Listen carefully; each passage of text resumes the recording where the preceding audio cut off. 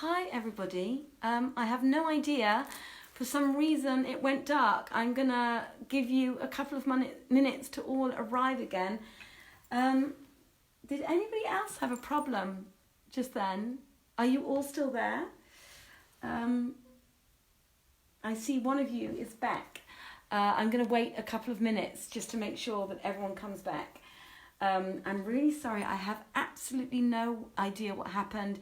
It suddenly ended, everything was finished, and hi Anita. It was suddenly all gone and I wasn't there anymore, and I have absolutely no idea why. Do you know what happened? Did it literally just stop? Can somebody tell me if it literally just stopped? I'm back anyway, and I shall wait a little bit. I'm going to wait a couple of minutes, have a slurp of my water. I have absolutely no idea what happened there. It suddenly went completely dead. Well, assuming that it's all okay again, I am going to start in a couple of seconds. Drink my water and have some tea. Welcome back, everybody. There are going to be 2 videos tonight. We had a little intermission. If anybody needs to quickly go to the loo, I guess quickly go now and then rush back. Here we go. Let's give it a go. I don't know whether that means that the beginning of the last video is going to be missing then, I guess. I don't know. Anyway, all right. Is everybody ready? Ready to begin? Okay, good. Well, let's see. Where were we? We were at...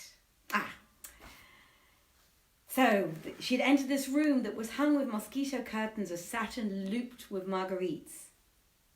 And hardly had we taken note of this, when there came forth from the baldaquin a young lady, and I looked, O commander of the faithful, upon a face and form more perfect than the moon, when fullest with a favour brighter than the dawn, gleaming with saffron-hued light.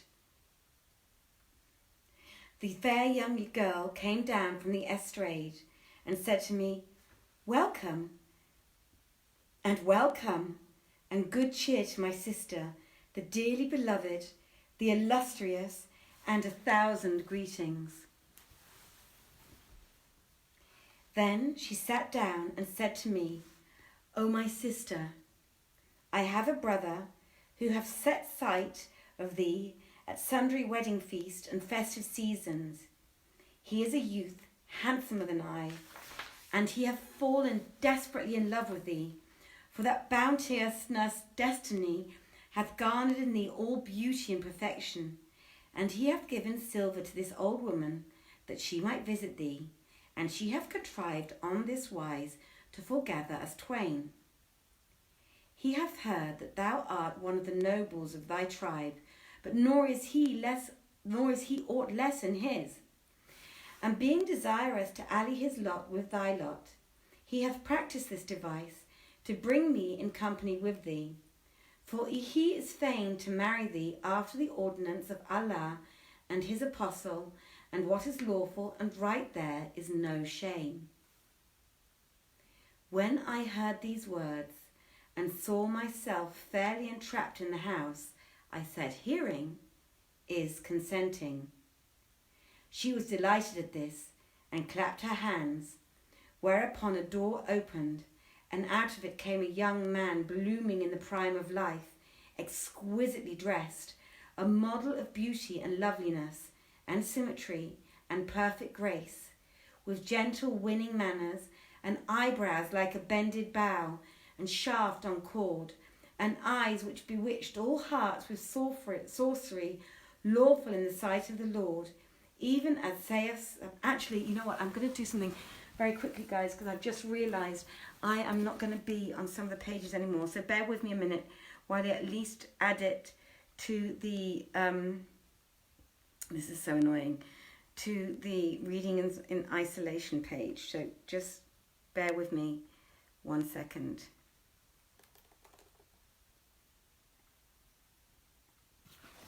There we go. At least I'll put it up there, and anyone else who wants to find me can find me later. Okay. So, hearing is consenting. She was delighted in this and clapped her hands, whereupon a door opened, and out of it came a young man blooming in the prime of life, exquisitely dressed, a model of beauty and loveliness and symmetry and perfect grace, with gentle winning manners, and eyebrows like a bended bow, and shaft on the cord, and eyes which bewitched all hearts, and sorcery lawful in the eyes of the Lord. When I looked at him, my heart inclined to him, and I loved him, and he sat by my side and talked with me for a while.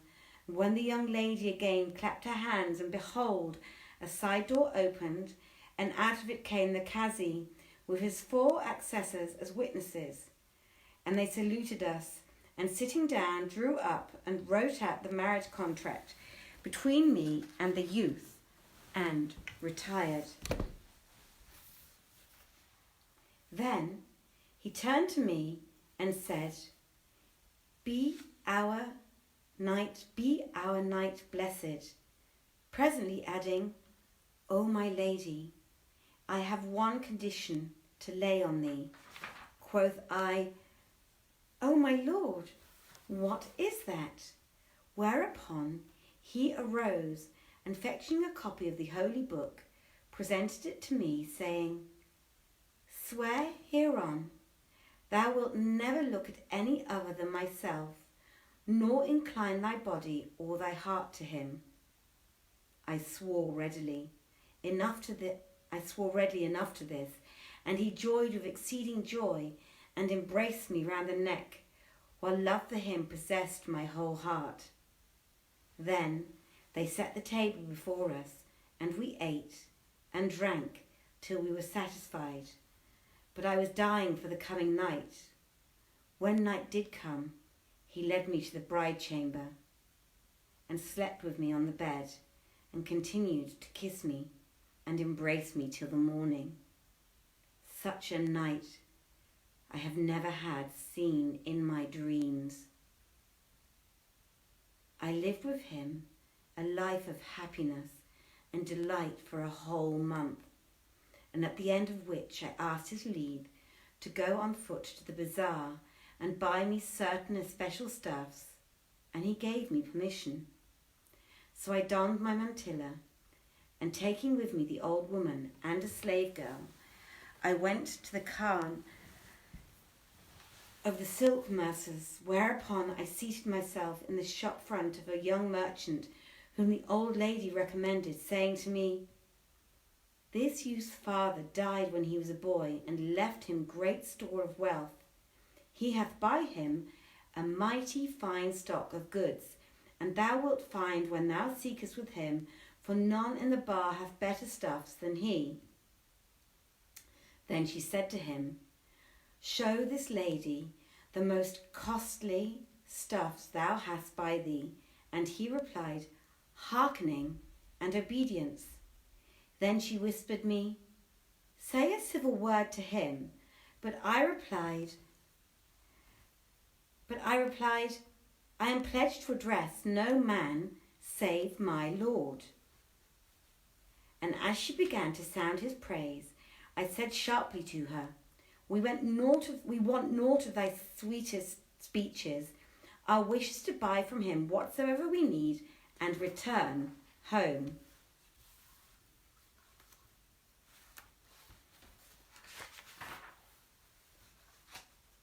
He brought me all I sought, and I offered him his money, but he refused to take it, saying, Let it be a gift offered by you, my guest, this day. Then quoth I to the old woman, If he will not take the money, give him back his stuff. By Allah, cried he, not a thing will I take from thee. I sell it not for gold or silver, but I give it all as a gift for a single kiss. A kiss more precious to me than anything the shop containeth. Asked the old woman, What will the kiss profit thee? And turning to me whispered, O my daughter, thou hearest what this young fellow saith. What harm will it do thee if he get a kiss from thee, and thou gettest what thou seekest at that price? Replied I take refuge from Allah from such action. Knowest thou not that I am bound by an oath? But she replied, Now, whist, just let him kiss thee, and neither speak to him nor lean over him. So shalt thou keep thine oath and thy silver, and no harm whatever shall befall thee. And she ceased not to persuade me, and importune me, and make light of the matter, till evil entered into my mind, and I put my head in the poke, and declaring I would ne'er consent, consented. So I veiled my eyes, and held up the edge of my mantilla between me and the people passing, and he put his mouth to my cheek under the veil. But while kissing me, he bit me, so hard a bite that it tore the flesh from my skin, and blood flowed fast, and faintness came over me.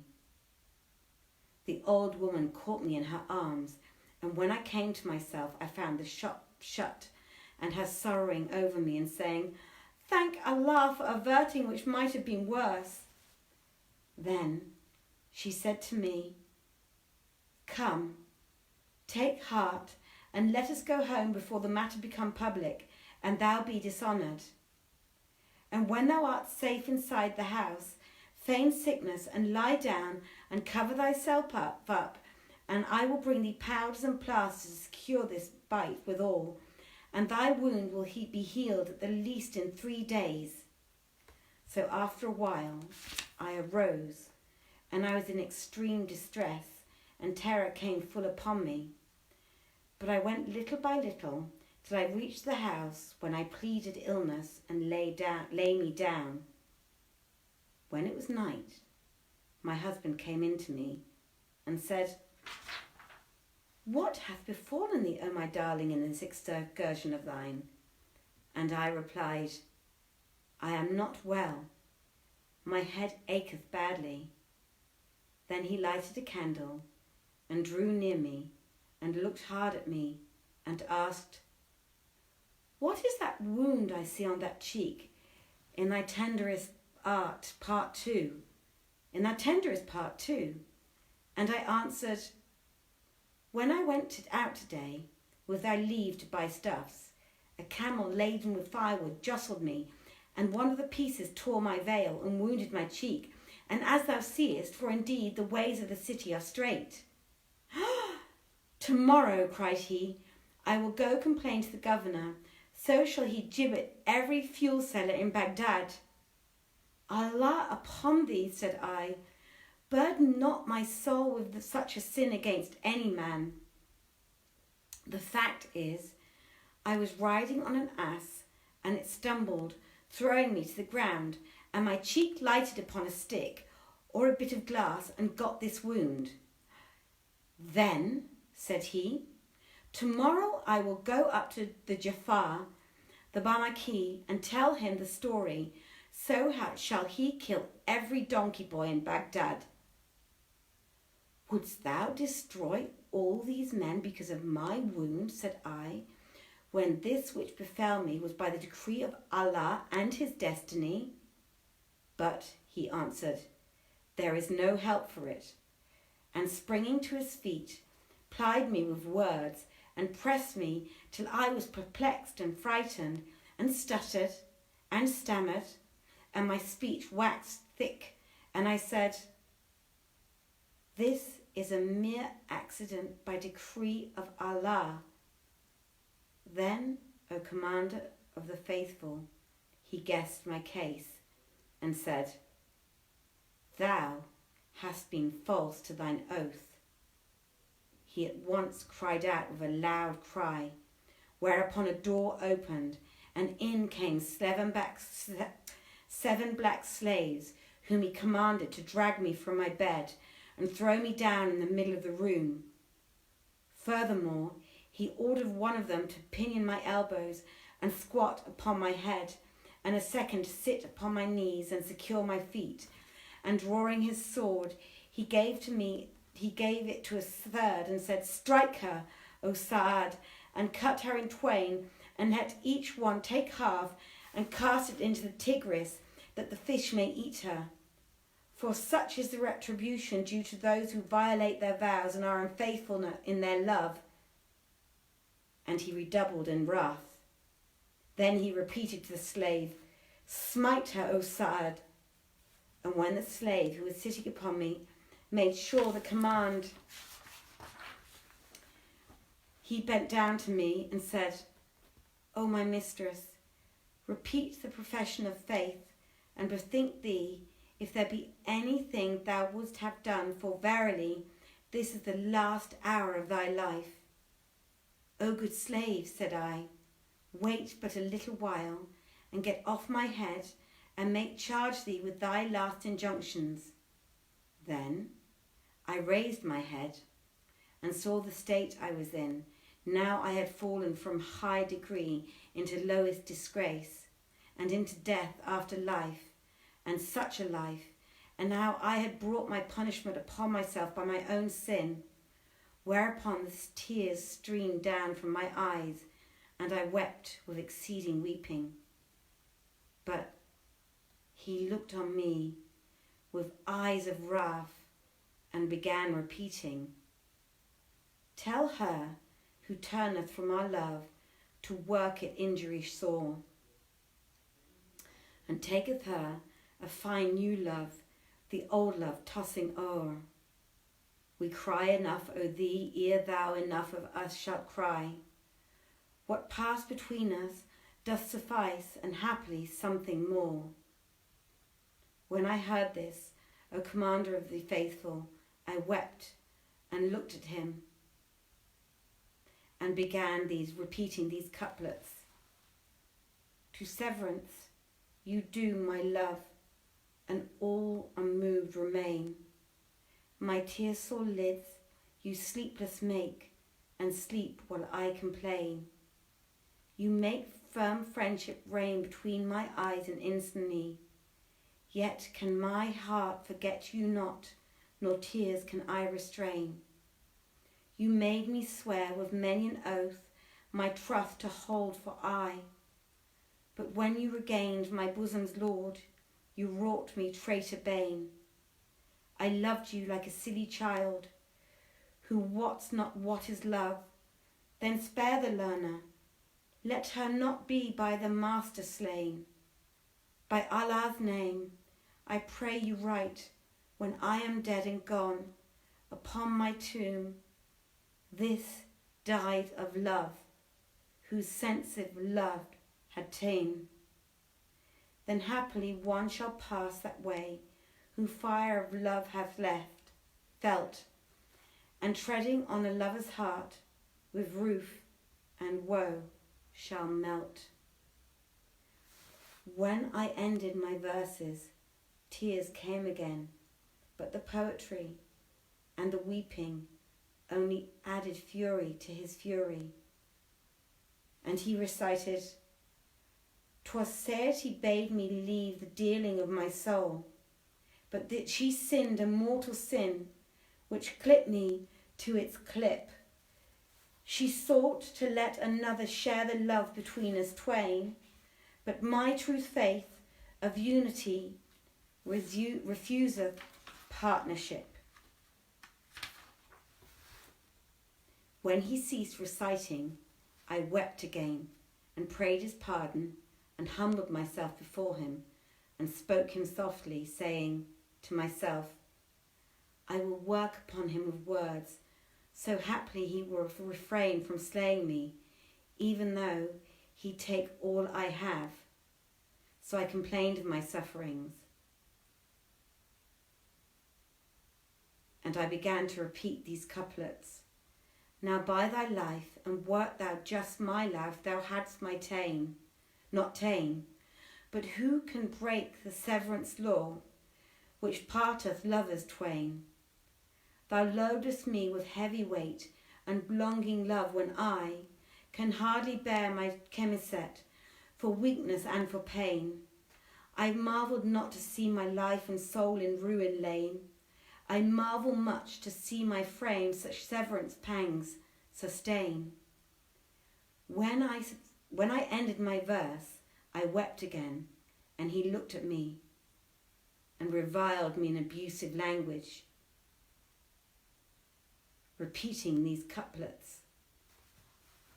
Thou vast of all taken up with love of other man, not me. 'Twas thine show me severance face, 'twas only mine to see. I'll leave thee, for that first thou wast of me to take thy leave, and patient bear these parting blow thou borest so patiently. E'en as thou soughtest other love, so other love I'll seek, and make the crime of murdering love thine own atrocity.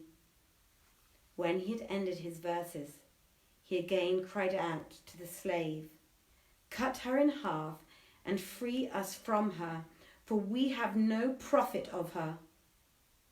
So the slave drew me near, O commander of the faithful, and I ceased bandying verses, and made sure of death, and despairing of life, committed my affairs to Almighty Allah, when behold, the old woman rushed in, and threw herself at my husband's feet, and kissed him, and wept, and said, O my son, by the rights of fosterage, and by my long service to thee, I conjure thee pardon for this young lady, for indeed she hath done nothing deserving such doom. Thou art a young man, and I fear lest her death be laid at thy door, for it is said, Whoso slayeth shall be slain. And as for this wanton, since thou deemest her such, drive her out from thy doors, and from thy love, and from thy heart. And she ceased not to weep and importune him till he relented and said, I pardon her, but needs must I set on her my mark, which shall show upon her all her life.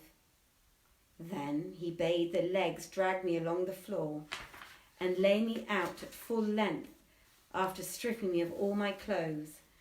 And when the slave so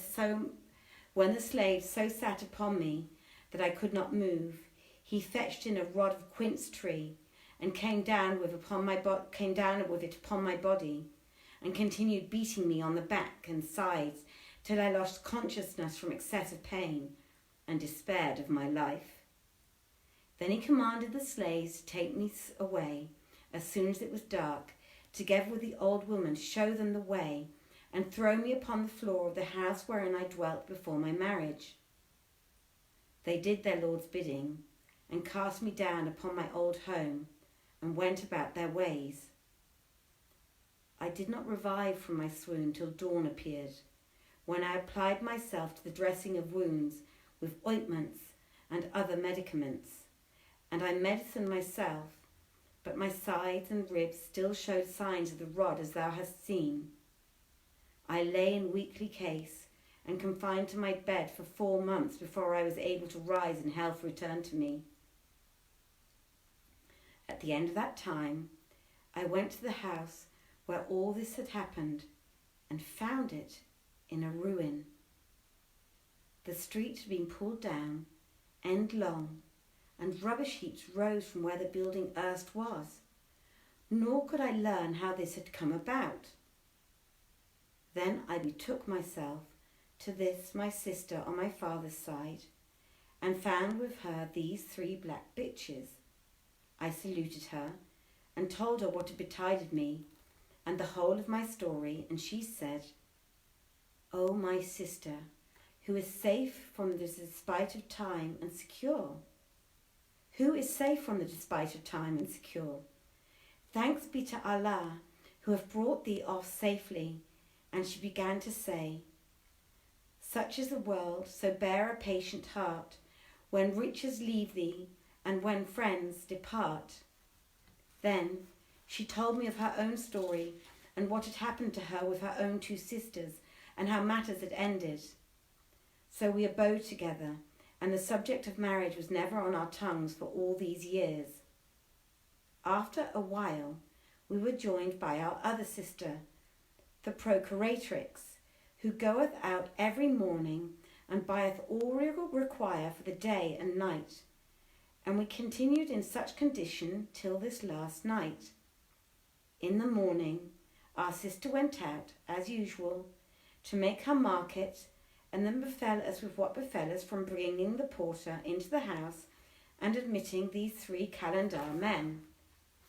We entreated them kindly and honourably, and a quarter of the night had not passed ere 3 grave and respectable merchants from Mosul joined us and told us their adventures.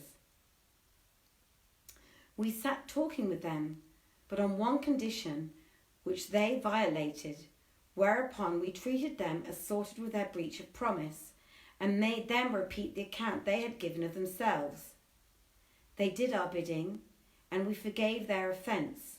So they departed from us this morning, and we were unexpectedly summoned to thy presence. Such is our story. The Caliph wondered at her words, and bade the tale be recorded and chronicled and laid up in his monument chambers. And then Shahrazad perceived the dawn of day and ceased saying her permitted say. So, dear friends, I don't know why it cut off in the middle of that story. That was a long story. Let me just check. My goodness, I'm exhausted. It is indeed 21:39. So I have been reading for almost an hour. Hi, Dunya. Hi. Oh, hi, Mike. Hi, Michael. Hi, Mickey. Hi, Mike. Hi, David. Hi, Martin. Hi, George. Hello. Lovely to see you. Hi, Jihad again. I hope you enjoyed tonight's story. It was lovely, again, reading to you. I don't know, I feel really hot. Must be those candles behind me are burning up a scorching heat. It was a pleasure to read for you tonight. If any of you missed the beginning, I hope the other video got saved before I got cut out in the middle. Don't forget, on Tuesday evening, Robert Pym will be reading from his play, from his book, The Blood Summit. He's going to be reading some chapters of that for about half an hour to an hour. And I will be posting the link to Thomas Winehappel's opera happening, which will be coming up after this. Stay online. Don't leave the Vienna Theatre Project page yet. Do watch Jeanette reading her lovely poem. It's a beautiful, beautiful poem, If, by Rudyard Kipling. It really is a very lovely poem, one of my actual personal favourites.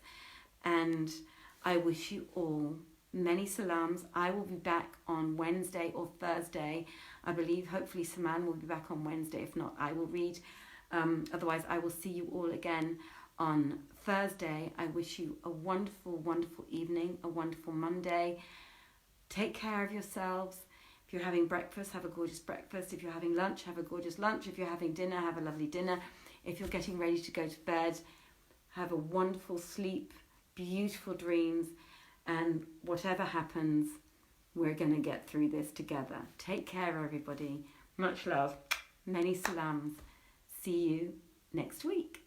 Bye-bye. Good night. Take care. Bye-bye. Oh, I have to finish here and not finish there. Bye-bye, everybody. Good night.